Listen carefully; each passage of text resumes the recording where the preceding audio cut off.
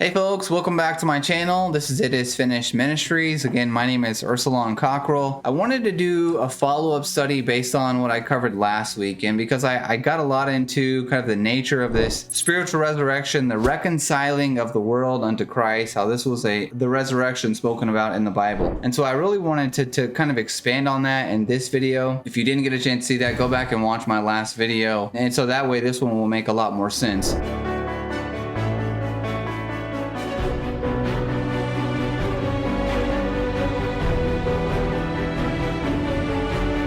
And so in the Bible, one of I think the central themes of the Old Testament is that Israel had been scattered. The northern tribes had been taken off into Assyria. The southern tribes had been taken off into Babylon. This was a type of death, as we saw in Hosea chapter 5 and therein in chapter 6. Also in Ezekiel chapter 37, the valley of dry bones. And so the regathering of this nation would be a type of resurrection. And so we see this picture in the New Testament. That's why it's so essential we understand this. The denomination, dispensationalism and futurism, they believe this occurred in 1948 when Israel returned to their physical land. I don't believe that at all. That's just not what the Bible teaches.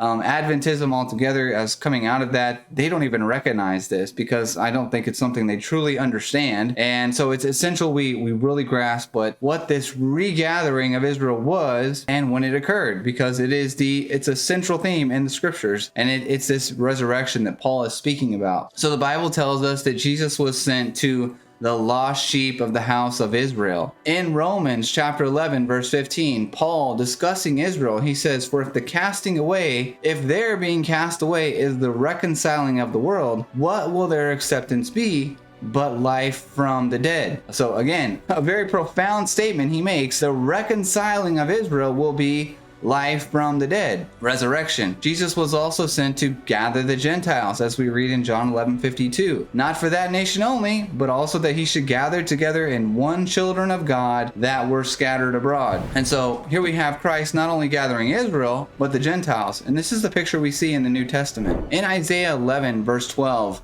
we see this gathering. It says, "He will set up a banner for the nations. He will assemble the outcasts of Israel and gather together the dispersed of Judah from the four corners of the earth." So notice this would be it would occur, if you read the context of this chapter, it would be the second time when the wolf and the lamb would lie down together. That's verse 6. The Gentiles would seek the Lord, verse 10, and Ephraim and Judah would be reunited. And so here we see this regathering of Israel. The Gentiles would seek the Lord. And notice what Paul does in Romans chapter 15 and verses 7 through 9. He says, "Therefore receive you one another, just as Christ also received us, to the glory of God. Now I say that Jesus Christ has become a servant to the circumcision," that's Israel, "for the truth of God, to confirm the promises made to the fathers, and that the Gentiles might glorify God for his mercy, as it is written, there shall be a root of Jesse, who shall rise to reign over the Gentiles, in him the Gentiles shall hope." And so here we see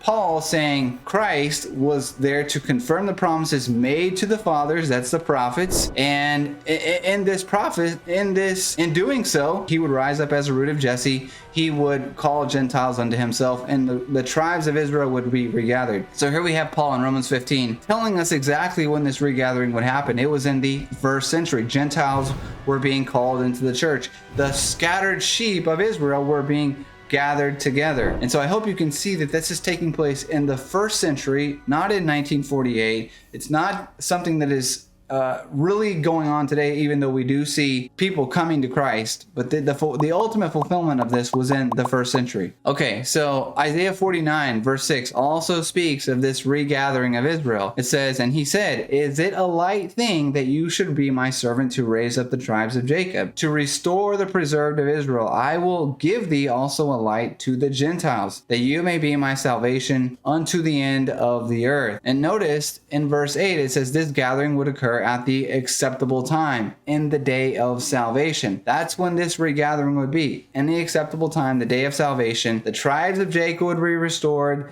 raised up the preserved of Israel, and they would be given for a light to the Gentiles. To the Gentiles, they would see Christ. In 2 Corinthians 5, Paul discusses the reconciliation of both Jew and Gentile in verses 16 and onward through that chapter. We see in 2 Corinthians 6 verse 2, Paul says verbatim, he quotes from Isaiah 49 verse 8, "For he saith, I have heard thee in a time accepted, and in the day of salvation have I succored thee. Behold, now is the accepted time. Behold, now is the day of salvation." So here we have Paul, 2 Corinthians 6 and 5, discussing the reconciliation of Jew and Gentile. Now is the day of salvation. Now is the acceptable time. Perfectly confirming when this regathering would happen. It's undeniable what Paul is saying here. And so if we go on to read in Isaiah 49, in verse 26, he speaks about those that were trying to oppress this movement, those that were trying to oppress the remnant of Israel.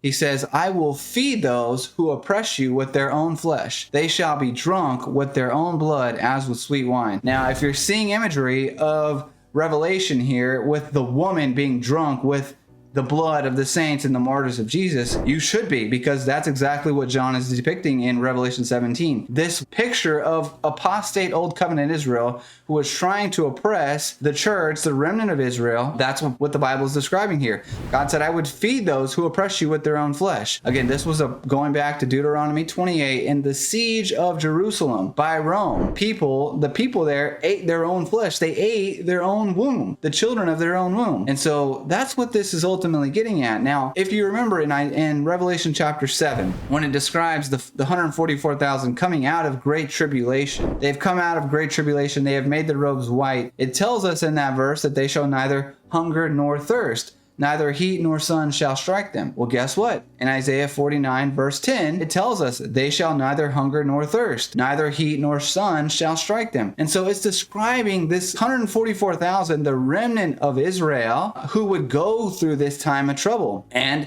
hunger nor thirst would smite them, neither the sun nor sun, neither the heat nor sun would strike them. And so this has no future application. It's describing this first century people coming out of great tribulation, the siege of Jerusalem in 70 AD. It's describing this remnant who was gathered. We see this gathering also in Isaiah 40, 10 through 11. As the chapter opens, we see the very words of John the Baptist, who was coming to prepare a way in the wilderness. Verses 10 through 11 say, "Behold, the Lord God shall come with a strong hand. His arm shall rule for him. Behold, his reward is with him, and his work before him. He will feed his flock like a shepherd. He will gather the lambs with his arm and carry them in his bosom, gently lead those who are with the young." Again, in Matthew, Jesus, quoting this verse, says in Matthew 16, 27 through 28, "For the Son of Man will come in the glory of his Father with his angels. He will reward each according to his work." Again, going back to Isaiah 40. "Assuredly I say to you, there will be some standing here which shall not taste death till they see the Son of Man coming in his kingdom." Again, Jesus speaking to those right before him, he says, some of you standing will not taste death till they see the Son of Man coming in his kingdom, the second coming. Again, many people want to point to Matthew 17, the transfiguration. This simply is not evidence to support this verse, because none of those died. This transfiguration took place only days later. So no one died,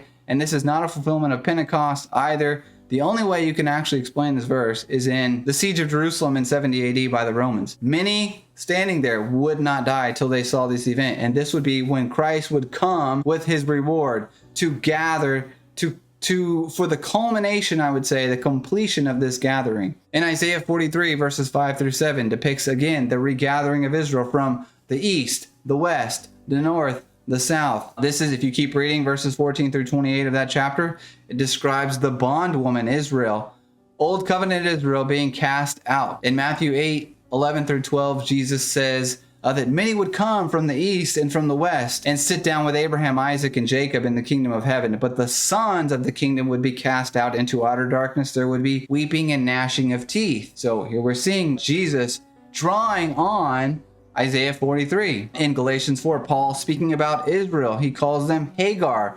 And he says, "What saith the scripture? Cast out the bondwoman, for she shall not be heir with the free." And so here we have the sons of the kingdom, Old Covenant Israel, would be cast out of that kingdom for the righteous remnant of Israel and the Gentiles who would inherit this kingdom, which we see in Matthew 22, Matthew 21, as I've covered in many of my previous videos. So make sure you go and watch those. So Christ gathered this righteous remnant of Israel in the first century. He wanted to gather Old Covenant Israel, as we are told in Matthew 23, 37 through 38. Oh, Jerusalem, Jerusalem, you who kill the prophets, stone those which are sent unto you. How often I would have gathered your children together, even as a hen gathers her chicks under her wings, but you would not. Behold, your house is left unto you desolate. And so this desolate house would be taken up by the righteous remnant of Israel and the church, but it would no longer be that spiritual, that physical earthly temple. It would be a spiritual temple in heaven,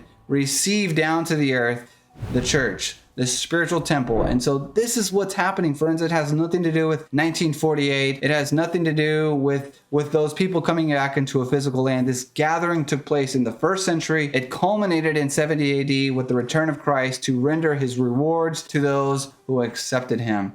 And this was the resurrection, the coming back, the regathering of those people reconciled to Christ, this spiritual regathering. Nothing to do with 1948. And again, Adventism is completely blind when it comes to this. They have simply no knowledge of this because their understanding of the Old Testament is very skewed. Their understanding is led by a false prophet, Ellen White. And so I hate to say that, but many people in that faith need to come to the realization that that's just what it is. Okay, so I hope you enjoyed this message. Thanks again for watching. And until next time, don't forget to like and subscribe, right? And share these videos. Many people need to hear this message. So thanks again. God bless. See you next time.